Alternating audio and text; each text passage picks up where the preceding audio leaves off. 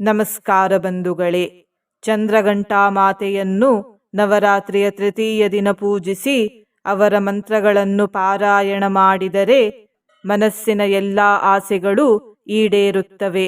ಮಾತ್ರವಲ್ಲದೆ ಸುಖ ಸೌಭಾಗ್ಯವೂ ದೊರೆಯುತ್ತದೆ. ಮಾತೆಯ ಹಣೆಯಲ್ಲಿ ಚಂದ್ರಾಕಾರದ ಚಿಹ್ನೆ ಇದೆ ಮತ್ತು ಅದರ ಅಧೋಭಾಗದಲ್ಲಿ ಅಂದರೆ ಕೆಳಗಿನ ಭಾಗದಲ್ಲಿ ಒಂದು ಬೊಟ್ಟಿದೆ. ಈ ಬೊಟ್ಟು ನೋಡಲು ದೇವಸ್ಥಾನದ ಘಂಟೆಯ ರೀತಿಯೇ ಇದೆ. ಹಾಗಾಗಿ ತಾಯಿಗೆ ಚಂದ್ರಘಂಟಾ ಅನ್ನುವ ಹೆಸರು ಬಂತು. ಈ ಮಂತ್ರದಲ್ಲಿ ಯಾದೇವಿ ಸರ್ವಭೂತೇಶು ಅನ್ನುವ ಪದ ಬಂದಿದೆ. ಮಾನವರ ಶರೀರ ಪಂಚಭೂತಗಳಿಂದ ನಿರ್ಮಿಸಲ್ಪಟ್ಟಿದೆ. ಈ ಶರೀರಕ್ಕೆ ದುರ್ಗಾ ಮಾತೆಯೇ ತಾಯಿ. ಹಾಗಾಗಿ ಮಂತ್ರದಲ್ಲಿ ಯಾದೇವಿ ಸರ್ವಭೂತೇಶು ಅನ್ನುವ ಪದವಿದೆ. ಈ ಮಂತ್ರವನ್ನು ನೀವೇ 54 ಬಾರಿ ಪಾರಾಯಣ ಮಾಡಿ. ಪಾರಾಯಣ ಮಾಡಲು ಸಾಧ್ಯವಾಗದಿದ್ದರೆ ಮಂತ್ರವನ್ನು ಶ್ರದ್ಧಾಭಕ್ತಿಯಿಂದ ಶ್ರವಣ ಮಾಡಿ. ಇವತ್ತಿನ ಮನೆಮದ್ದು ಹೀಗಿದೆ. ಜಂತು ಹುಳದ ಸಮಸ್ಯೆ ಮಕ್ಕಳಲ್ಲಿ ಸಾಮಾನ್ಯವಾಗಿ ಕಂಡುಬರುತ್ತದೆ. ಮನೆಯಲ್ಲಿ ಸಿಗುವ ಪದಾರ್ಥಗಳಿಂದಲೇ ನೀವು ಈ ಸಮಸ್ಯೆಯಿಂದ ಮುಕ್ತಿಯನ್ನು ಪಡೆದುಕೊಳ್ಳಬಹುದು.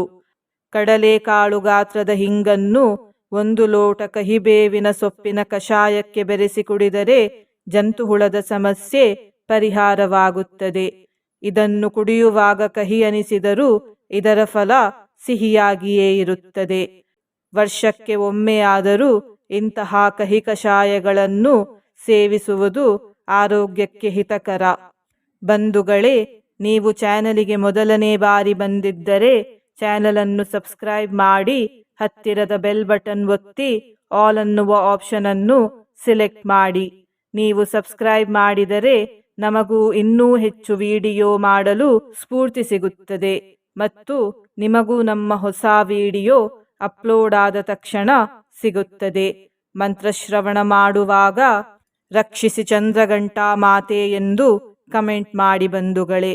ಮಂತ್ರಪಾರಾಯಣವನ್ನು ಶುರು ಮಾಡೋಣ.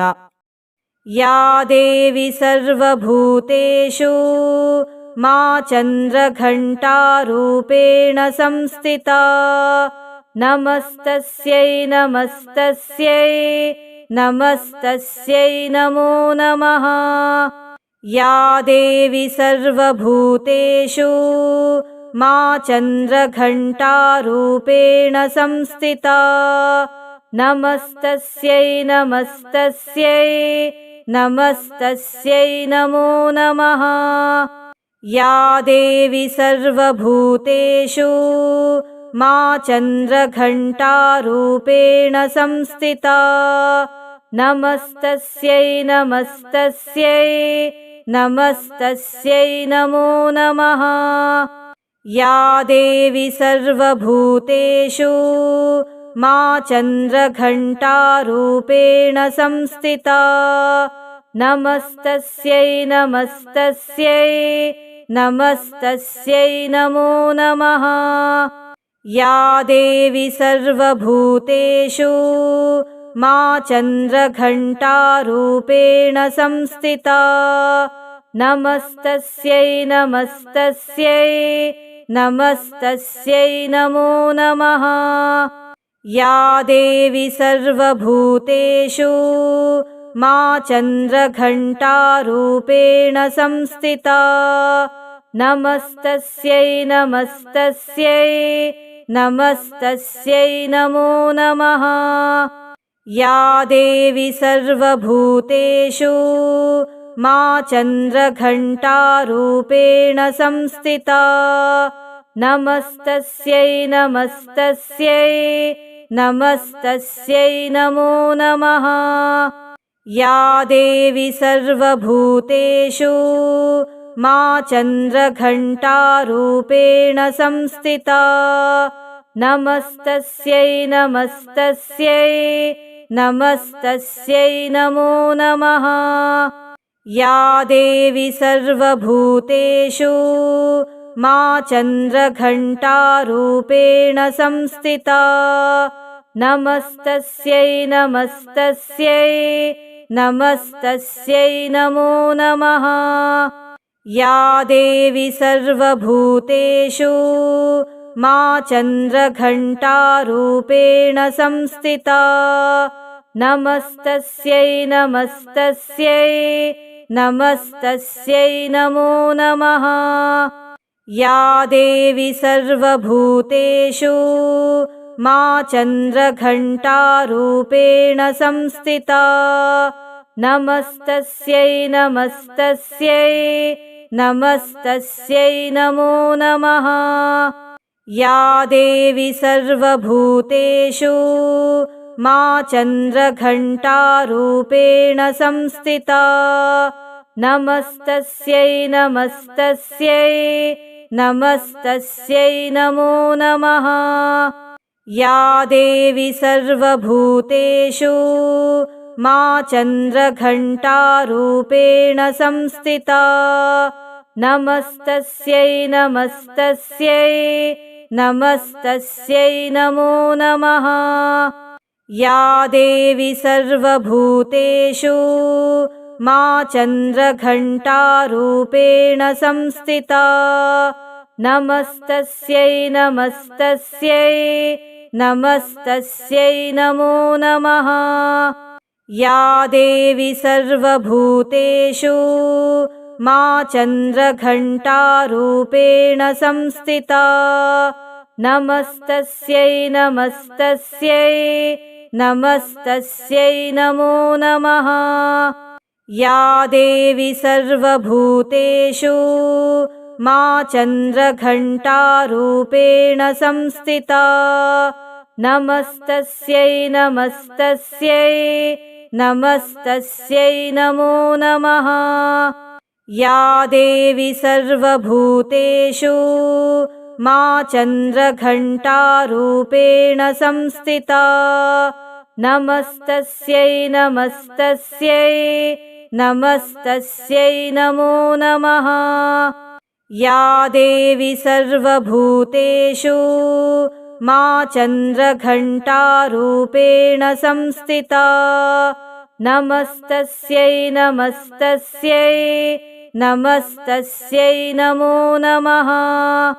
या देवी सर्वभूतेषु मा चन्द्रघण्टारूपेण संस्थिता नमस्तस्यै नमस्तस्यै नमस्तस्यै नमो नमः। या देवी सर्वभूतेषु मा चन्द्रघण्टारूपेण संस्थिता नमस्तस्यै नमस्तस्यै नमस्तस्यै नमो नमः। या देवी सर्वभूतेषु मा चन्द्रघण्टारूपेण संस्थिता नमस्तस्यै नमस्तस्यै नमस्तस्यै नमो नमः। या देवी सर्वभूतेषु मा चन्द्रघण्टारूपेण संस्थिता नमस्तस्यै नमस्तस्यै नमस्तस्यै नमो नमः। या देवी सर्वभूतेषु मा चन्द्रघण्टारूपेण संस्थिता नमस्तस्यै नमस्तस्यै नमस्तस्यै नमो नमः।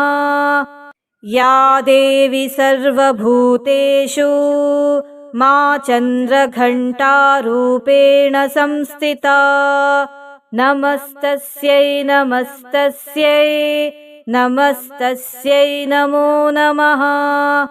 या देवी सर्वभूतेषु मा चन्द्रघण्टारूपेण संस्थिता नमस्तस्यै नमस्तस्यै नमस्तस्यै नमो नमः। या देवी सर्वभूतेषु मा चन्द्रघण्टारूपेण संस्थिता नमस्तस्यै नमस्तस्यै नमस्तस्यै नमो नमः।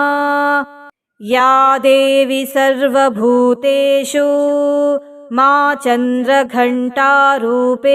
संस्थिता नमस्तस्यै नमस्तस्यै नमस्तस्यै नमो नमः। या देवी सर्वभूतेषु मा चन्द्रघण्टारूपेण संस्थिता नमस्तस्यै नमस्तस्यै नमस्तस्यै नमो नमः। या देवी सर्वभूतेषु मा चन्द्रघण्टारूपेण संस्थिता नमस्तस्यै नमस्तस्यै नमस्तस्यै नमो नमः। या देवी सर्वभूतेषु मा चन्द्रघण्टारूपेण संस्थिता नमस्तस्यै नमस्तस्यै नमस्तस्यै नमो नमः। या देवी सर्वभूतेषु मा चन्द्रघण्टारूपेण संस्थिता नमस्तस्यै नमस्तस्यै नमस्तस्यै नमो नमः।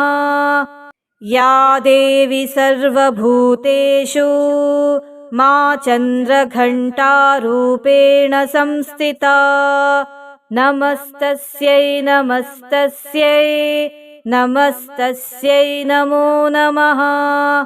या देवी सर्वभूतेषु मा चन्द्रघण्टारूपेण संस्थिता नमस्तस्यै नमस्तस्यै नमस्तस्यै नमो नमः। या देवी सर्वभूतेषु मा चन्द्रघण्टारूपेण संस्थिता नमस्तस्यै नमस्तस्यै नमस्तस्यै नमो नमः। या देवी सर्वभूतेषु मा चन्द्रघण्टारूपेण संस्थिता नमस्तस्यै नमस्तस्यै नमस्तस्यै नमो नमः। या देवी सर्वभूतेषु मा चन्द्रघण्टारूपेण संस्थिता नमस्तस्यै नमस्तस्यै नमस्तस्यै नमो नमः। या देवी सर्वभूतेषु मा चन्द्रघण्टारूपेण संस्थिता नमस्तस्यै नमस्तस्यै नमस्तस्यै नमो नमः।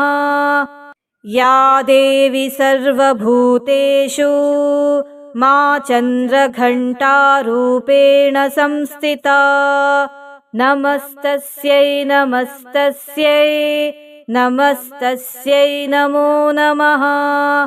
या देवी सर्वभूतेषु मा चन्द्रघण्टारूपेण संस्थिता नमस्तस्यै नमस्तस्यै नमस्तस्यै नमो नमः।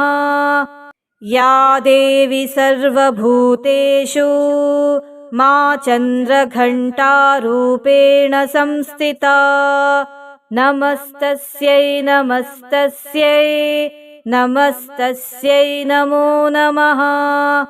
या देवी सर्वभूतेषु मा चन्द्रघण्टारूपेण संस्थिता नमस्तस्यै नमस्तस्यै नमस्तस्यै नमो नमः। या देवी सर्वभूतेषु मा चन्द्रघण्टारूपेण संस्थिता नमस्तस्यै नमस्तस्यै नमस्तस्यै नमो नमः। या देवी सर्वभूतेषु मा चन्द्रघण्टारूपेण संस्थिता नमस्तस्यै नमस्तस्यै नमस्तस्यै नमो नमः। या देवी सर्वभूतेषु मा चन्द्रघण्टारूपेण संस्थिता नमस्तस्यै नमस्तस्यै नमस्तस्यै नमो नमः। या देवी सर्वभूतेषु मा चन्द्रघण्टारूपेण संस्थिता नमस्तस्यै नमस्तस्यै नमस्तस्यै नमो नमः। या देवी सर्वभूतेषु मा चन्द्रघण्टारूपेण संस्थिता नमस्तस्यै नमस्तस्यै नमस्तस्यै नमो नमः। या देवी सर्वभूतेषु मा चन्द्रघण्टारूपेण संस्थिता नमस्तस्यै नमस्तस्यै नमस्तस्यै नमो नमः। या देवी सर्वभूतेषु मा चन्द्रघण्टारूपेण संस्थिता नमस्तस्यै नमस्तस्यै नमस्तस्यै नमो नमः। या देवी सर्वभूतेषु मा चन्द्रघण्टारूपेण संस्थिता नमस्तस्यै नमस्तस्यै नमस्तस्यै नमो नमः। या देवी सर्वभूतेषु मा चन्द्रघण्टारूपेण संस्थिता नमस्तस्यै नमस्तस्यै नमस्तस्यै नमो नमः। या देवी सर्वभूतेषु मा चन्द्रघण्टारूपेण संस्थिता नमस्तस्यै नमस्तस्यै नमस्तस्यै नमो नमः। या देवी सर्वभूतेषु मा चन्द्रघण्टारूपेण संस्थिता नमस्तस्यै नमस्तस्यै नमस्तस्यै नमो नमः। या देवी सर्वभूतेषु मा चन्द्रघण्टारूपेण संस्थिता नमस्तस्यै नमस्तस्यै नमस्तस्यै नमो नमः। या देवी सर्वभूतेषु मा चन्द्रघण्टारूपेण संस्थिता नमस्तस्यै नमस्तस्यै नमस्तस्यै नमो नमः।